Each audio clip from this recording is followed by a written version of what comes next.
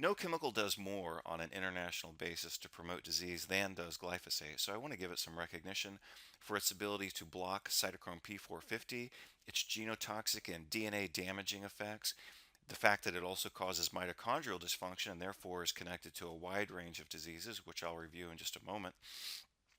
It also achieves excellent tissue penetration due to the surfactants and solvents that are added to the overall formula. It's carcinogenic and now known to be estrogenic via its ability to activate estrogen receptors. It's also synergistic with genetically modified food promoted inflammation. I'll show you that in just a moment. It also has unsurpassed political protection and achieves widespread exposure to the population via air, food, and water.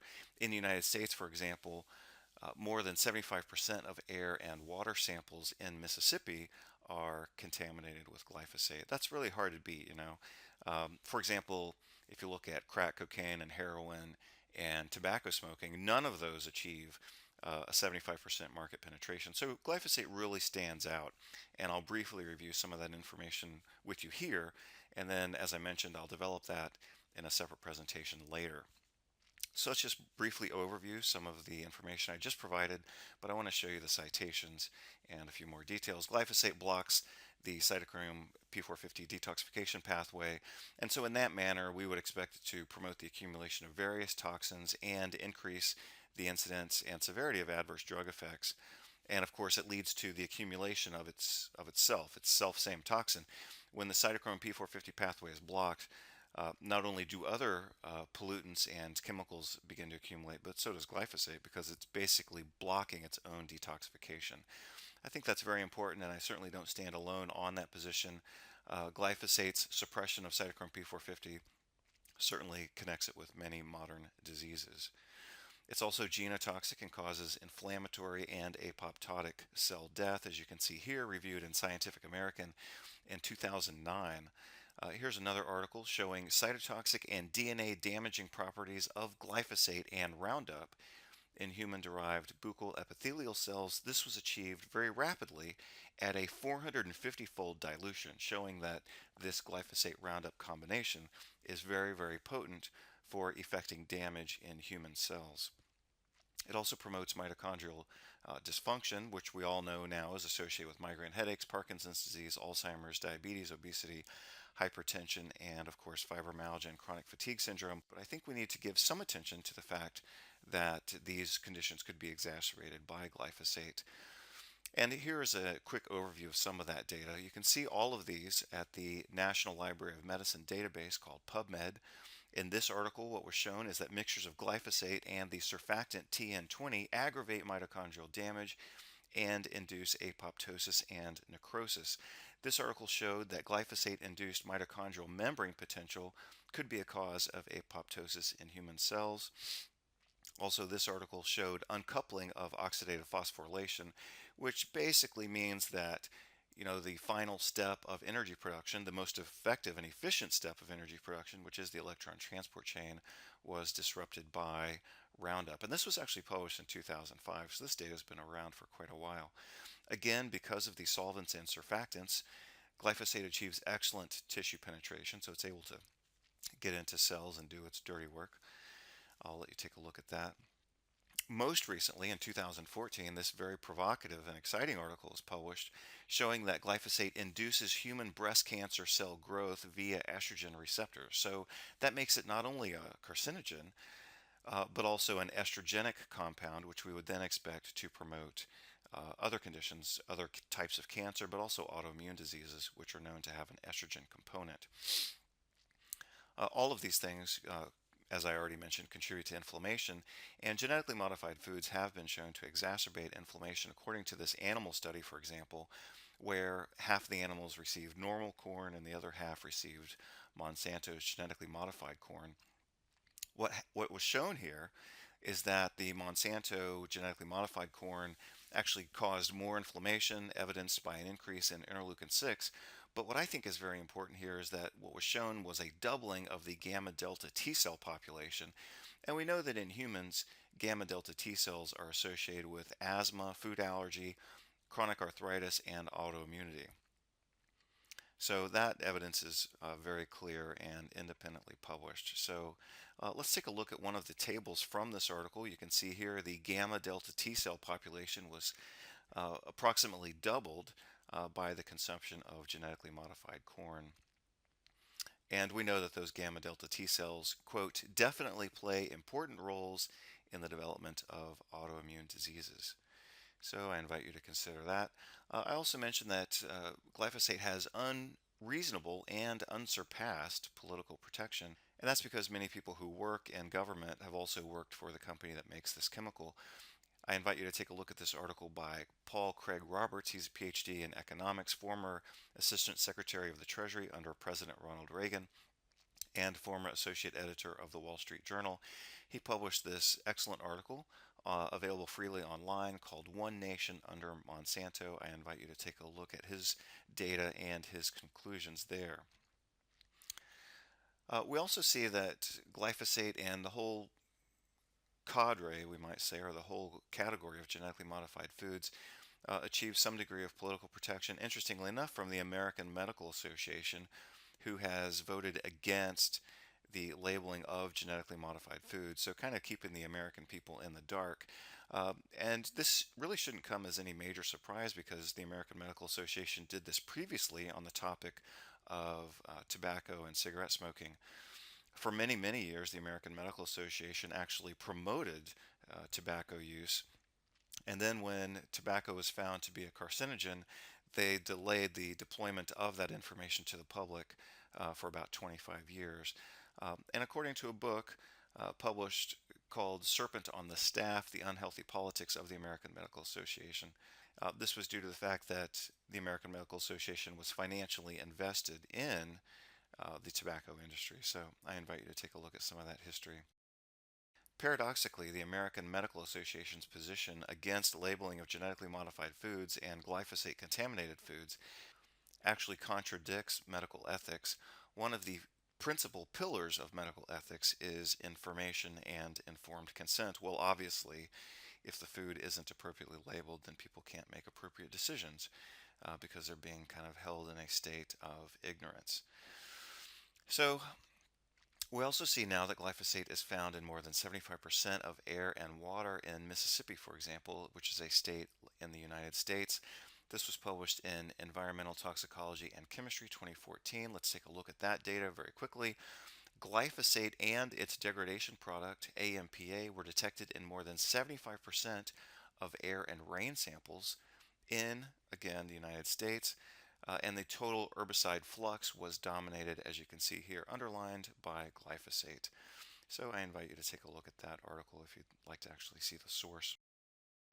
The reason for the widespread contamination of the food supply and the environment, including rainwater and air with glyphosate, is the fact that genetically modified foods have become so rapidly adopted, and a lot of these foods, or so-called foods, are actually corporate products. These genetically manipulated foods are sprayed with glyphosate. So when you see this chart, for example, from the U.S. Department of Agriculture, you see that genetically modified foods now dominate the food market in the U.S. And because these foods are contaminated with glyphosate, when people consume these foods, they're actually consuming glyphosate along with the genetically modified foods.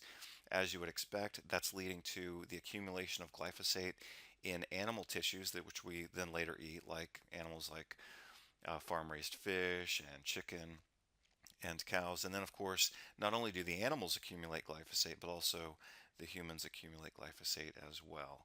And you can see that increasingly well documented. This rather interesting article published in Journal of Organic Systems 2014 connects glyphosate with the deterioration of health in the United States of America, connecting it with specific diseases: hypertension, stroke, diabetes, obesity, lipoprotein metabolism disorders, Alzheimer's, dementia, Parkinson's, multiple sclerosis, autism, inflammatory bowel disease, intestinal infections, renal disease, acute kidney failure, cancers of thyroid, bladder, pancreas, kidney, and myeloid leukemia. Another very provocative article published here in 2014: compositional differences in soybeans on the market. Glyphosate accumulates in Roundup Ready genetically modified soybeans. So I invite you to take a look at that information. Other concerns associated with glyphosate, of course, are damage to amphibian populations, killing of the bee populations, reproductive toxicity to many different species, political misuse, and brain diseases and behavioral problems, which have also been cited in the literature. One of my concerns, especially with what I've seen going on in Colombia, is how the war on drugs is being morphed into a free trade agreement, which is being ultimately morphed into the use of more glyphosate. So glyphosate actually gets incorporated into all of these agreements, whether it's the war on drugs or whether it's the free trade, so-called free trade agreements, and that of course has an effect on livestock, the ability of this agrarian culture to sustain itself.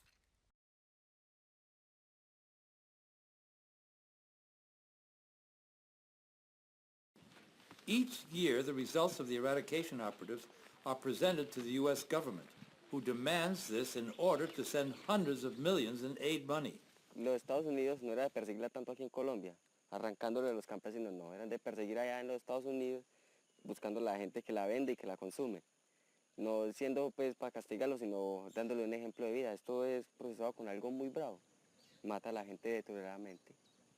Ellos mandan en su país, nosotros mandamos en nosotros. Si ellos quieren, entonces que comiencen por el país de ellos, dando el ejemplo, que no consuman tanto ni la compren tanto. The eradication process affects the farming communities even more when it's done through the aerial spraying of glyphosate, a highly toxic chemical pesticide. Estas fumigaciones se ha hecho vía aérea y afectando no solamente a los cultivos ilícitos, sino también a los de pan coger. Y entonces esto ha obligado que de una u otra forma las familias que no dependen de estos cultivos sean afectados. Varias veces han ocurrido varios desplazamientos por causa de estas fumigaciones. Julián Cabrera is a coordinator for various farmers associations across Colombia. Se realizaron dos movilizaciones donde se le exigió al gobierno que cesaran las fumigaciones, que miraran la posibilidad de hacer la erradicación manual. Se llegó a un acuerdo que se iba a hacer en algunas zonas y en otras se iba por lo menos a procurar que no afectaran estos cultivos. Desafortunadamente esos acuerdos se incumplieron. Julián is meeting the representatives of other farming communities who have suffered the consequences of the crop eradication process, strongly promoted by the United States. Por fumigar los cultivos ilícitos, no solamente a los cultivos ilícitos, sino que el agua también queda envenenada y al tomarla a los animales y tomarla a las personas, pues causan muchas enfermedades. Nosotros nos dijeron que el Plan Colombia comprendía dos fases, que es la fase de erradicación como tal y la fase de pues, erradicación o de inversión social, y ninguna, la única que se ha efectuado es la parte de erradicación y de militarización de la zona, pero la parte de social no se ha visto por ningún lado. En esa zona la educación no existe, los niños allá hay niños de 14 años que no han hecho un primero de primaria. Arnobis and many other farmers believe there is a more sinister motivation behind the eradication of crops. Pues nosotros como campesinos percibimos de que el gobierno nacional lo único que quiere es acabar la economía que está generando el campesino para así pues meter sus proyectos con las multinacionales, porque igual hay en otras partes donde han cultivado coca, donde hay coca y donde no tienen intereses particulares las multinacionales, y allí no han llegado a erradicar. Solamente han llegado a erradicar a las zonas donde ellos tienen sus intereses por el tema de las minerías, por el tema de las hidroeléctricas. Arnobis theory could be a conspiracy or truth, but the fact is that Colombia is hugely rich in resources, many of which are not being exploited due to the 50-year-old conflict that could be finally coming to an end. Esa presencia de guerrilla afecta fuertemente la posibilidad de las grandes inversiones internacionales, desde el tema de la madera, desde el tema del Amazonas, de todo lo que tiene que ver con oro, con esmeraldas, el tema hídrico y demás. O sea, sí es un interés fuerte de que esto se pacifique para que sea un gran puntal del negocio norteamericano.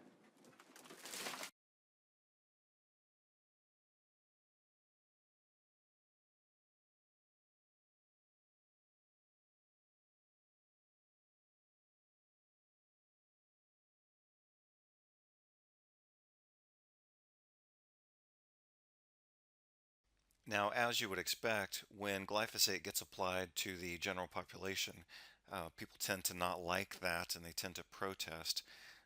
But if they're suppressed by their own government, then of course that becomes a big problem. In this case, when the campesino farmers were forced to use genetically modified foods and glyphosate, they resisted that and they protested. This led to almost 700 arrests, almost 500 people being wounded, and 12 people being killed due to the farmers desiring to not have to use genetically modified foods from the United States for Colombian agriculture. I invite you to take a look at that video. It's very, very excellent.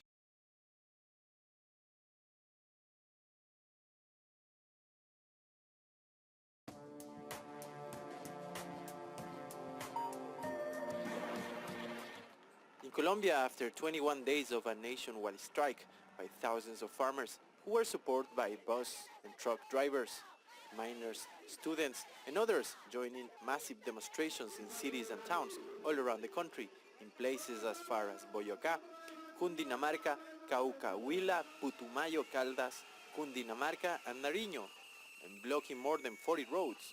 In a historic moment, protesting farmers forced the Colombian government to negotiate the rejection of a farm bill and the release of detained protesters. On Sunday, September the 8th, Vice President Angelino Garzón met with the Strike Negotiating Commission in Popayán and agreed to suspend Law 970, the one that gave control over seeds to the government. They also were promised the release of the 648 arrested during the strike and the creation of a new mining law.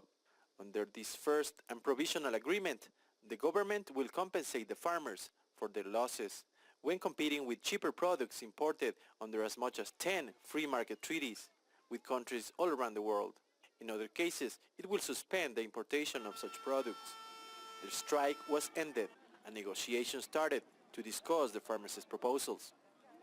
The process of negotiation, as well as the final agreement and its implementation, will be verified by the United Nations. In Putumayo, in the south of the country, farmers' leaders and other actors of Colombian society met with President Santos and other authorities and officially started the negotiations after signing the initial document.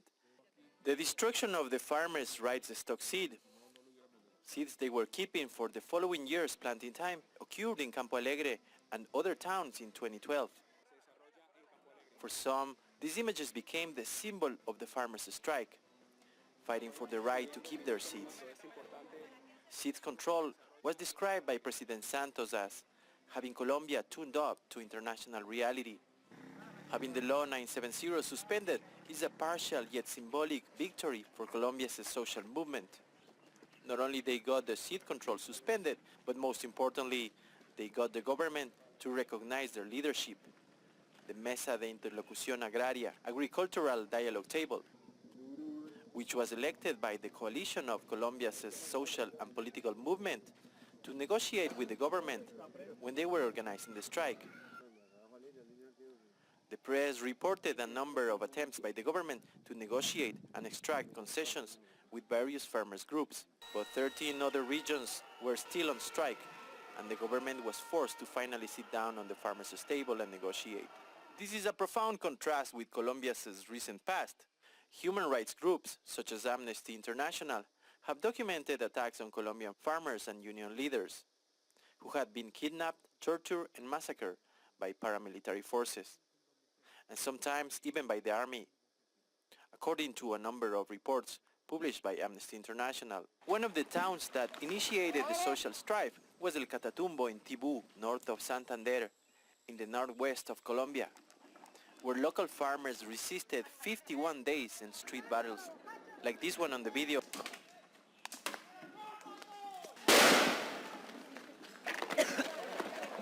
El Catatumbo's fight inspired thousands of other farmers who lost their fear, and about a month after that, they started a nationwide farmers' strike. A strike that 20 days after it began, managed to force the government to suspend Law 970 and at least study their other proposals. To push a resumption of negotiations, the strikers opened the roads they had blockaded. The negotiations are ongoing and they have to decide over more structural issues. These are some of their petitions. to set the prices for agricultural products independently of international market, and to set a fund to cover the difference so local farmers can get a fair price, and the government can guarantee their crops. A reduction in the price of gas and diesel, road tolls, and reduction on the price of fertilizer and other supplies. Cancellation of the current agricultural policy, including the control of seeds, but also other policies not favorable to small and medium farms. To stop the importation of many products, but most importantly to suspend and review the free trade agreements with United States, European Union, China, and other countries. Pardon for small and medium farmers' debts, and the adoption of softer credit for farmers via public banks. To stop and reverse the sale of public lands to international owners, and give them back to local farmers. The mining sector also pledged to the strike from the beginning, and it incorporated its demands, some of which are the participation of traditional and small mining operators when setting policy that regulates the industry, to stop and even revert some mining concessions and public contracts, until it's determined if the local communities are affected, if the resources generated in the mines benefit them, and if local small operations are allowed to work as well. Las consecuencias de mi pueblo, minería a cielo abierto, es que van a acabar con una tradición y una cultura que tenemos más de 500 años. Es una tristeza que tenemos nosotros en el corazón porque venimos luchando. Nuestros antepasados han luchado por el territorio, una minería tradicional, una minería artesanal. For the population in general, they demand investment on rural populations and cities to get access to education, healthcare, public service, and affordable housing. Many of these demands go against the core of the neoliberal policies adopted by previous Colombian administrations. The strike represented a broader segment of population than first thought. What started as a farmers and miners strike very soon turned into a general strike, with bus drivers, truckers, students, and even general population in the streets claiming for their own demands. Street battles of all kinds took place, like this one in Bosa, La Libertad, a neighbor outside Bogota, where many protesters attempt to take a police station by storm. The strike organization reported 660 human rights violations that were documented. The police brutality and the negative by the president to recognize the farmers' leadership, as well as the dire economic situation Colombians live every day with a minimum salary of $291 and a gas price of $4.6 a gallon. All of this created a sort of perfect storm that exploded in August. Police reported 648 arrested. The farmers' organization claimed 262 of them were illegally detained. There was 485 wounded and 12 dead on a week marked by protest. And while Santos put up a political fight, at the end of the day, after his popularity went down to an all-time record low of 21%, his government was forced to admit that it needed to recognize and negotiate with the national strikes leaders. We are yet to see if the Santos administration will concede any more of the farmers' demands, especially the more structural ones. Reporting for the Real News, this is Oscar Leon.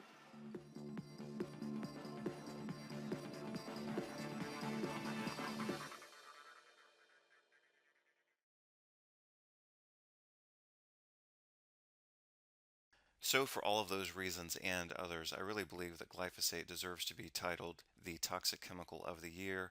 Again, no chemical does more on a widespread basis to promote unrest and disease via inhibition of cytochrome P450, genotoxic DNA damaging effects, the ability to induce mitochondrial dysfunction, its excellent tissue penetration, the fact that it's carcinogenic and estrogenic, synergistic with GMO promoted inflammation, unsurpassed political protection and political infiltration via the war on drugs or the so-called free trade agreements, also widespread exposure via air and water, and unsurpassed distribution to the population via air, water, and food.